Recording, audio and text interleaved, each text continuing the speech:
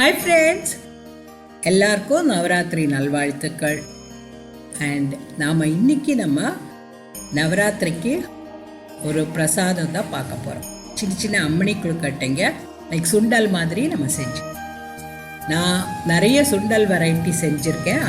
அதோட லிங்க்ஸும் நான் கீழே டிஸ்கிரிப்ஷனில் கொடுக்குறேன், நீங்கள் பார்த்துக்கலாம். இப்போ அம்மணி கொழுக்கட்டை செய்யறதுக்கு நம்ம ஒரு சாஸ்பேனில்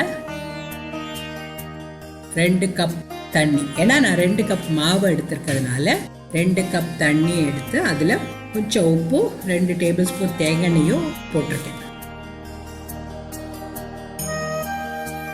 ஸோ 2 கப் மாவு ஒரு பவுலில் நம்ம அளந்து எடுத்து வச்சுருக்கோம். இது நான் வீட்லேயே திரித்து வறுத்து வச்சுருக்கேன் மாவு. நீங்கள் வேணும்னா கொழுக்கட்டை கடையில் வாங்கின கொழுக்கட்டை மாவு கூட யூஸ் பண்ணிக்கலாம். ஸோ இந்த பதத்துக்கு நல்லா வறுத்து வச்சுக்கணும். நம்ம இதில் அந்த 2 கப்பு தண்ணியும் முள்ள ஊற்றி, சூடு தண்ணி நல்லா கொதிச்சு இருந்தால் தான் கொழுக்கட்டை சாஃப்டாக வரும். ஸோ நல்லா கொதித்த தண்ணியை நம்ம ஊற்றி முதல்ல கரண்டியில் கிண்டிக்கணும். கையால் டக்குன்னு கையில் கிண்டினா அது சூடாக இருக்கும். அதனால் அது கொஞ்சம் ஆறினதுக்கப்புறம் கொஞ்சம் கையில் எண்ணெய் தடவிட்டு அது மாவை நல்லா ஒரு செமி சாஃப்ட் மாவை பிசைஞ்சிக்கலாம். ஸோ 2 கப் அரிசி மாவுக்கு 2 கப் தண்ணி சரியாக இருக்கும். பட் சப்போஸ் உங்கள் அரிசியோட தன்மையை பொறுத்து இருக்கு, தேவைப்பட்டால் கூட ஒரு 2-3 டேபிள் ஸ்பூன் ஹாட் வாட்டர் கூட சேர்த்து பிசைஞ்சிக்கலாம். ஸோ பிசைஞ்ச மாவை நம்ம இந்த மாதிரி சின்னதாக உருட்டிக்கணும். வீட்டில் குழந்தைங்க இருந்தால் அவங்கள இன்வால்வ் பண்ணலாம், அவங்களும் ரொம்ப என்ஜாய் பண்ணுவாங்க.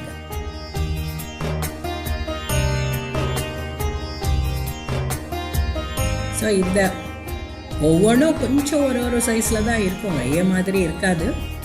But doesn't matter. நீங்கள் அதை ஒரு ஸ்டீமரில் கொஞ்சமாக பேட்சஸாக ஸ்டீம் பண்ணி எடுக்கலாம். எல்லாம் ஒன்றா போடாமல், அப்போ அதெல்லாம் சேர்த்து ஒட்டிக்கும். ஸோ கொஞ்சமாக நான் ஒரு 3 டைம்ஸ் போட்டிருக்கேன். இந்த அளவுக்கு 3 டைம்ஸ் 10 நிமிஷம் வேக வச்சு எடுக்கலாம். நம்ம சின்ன கொழுக்கட்டையானதுனால சீக்கிரம் வெந்துடும்.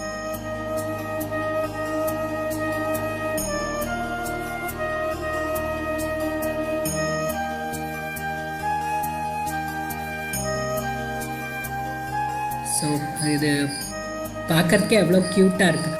இது ரொம்ப சாஃப்டாக பஞ்சு மாதிரி இருக்கும். இந்த மாதிரி நம்ம செஞ்சு வச்ச கொழுக்கட்டையை நமக்கு இஷ்டப்படி தாளிச்சிக்கலாம். பிளெயினாக தேங்காய் போட்டு அப்படியே தாளித்து கூட சாப்பிடலாம், ரொம்ப டேஸ்டியாக இருக்கும். இதில் நான் 3 டைப்பில், that is lemon kozhukattai plus எள்ளு பொடி, மிளகா பொடி, இட்லி மிளகா பொடி இருந்தால் கூட அதில் ஜாஸ்தி எள்ளு இருந்தால் அது கூட நீங்கள் சேர்த்துக்கலாம்.